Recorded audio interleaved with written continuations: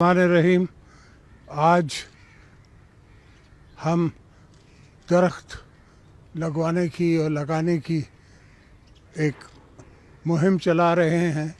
आपको याद होगा कि बीबी के ज़माने में मैंने पूरे पाकिस्तान में नीम को अडॉप्ट करके नीम दरख्त लगवाए थे।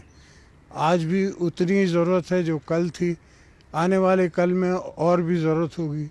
सिंध में हमने मैंग्रोव्स लाखों की तादाद में, लाखों एकड़ पे मैंग्रोव्स लगाए हैं।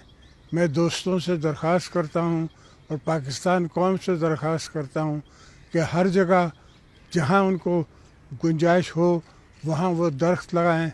नीम जो है वो माहौल के लिए सबसे बेहतरीन दरख्त है।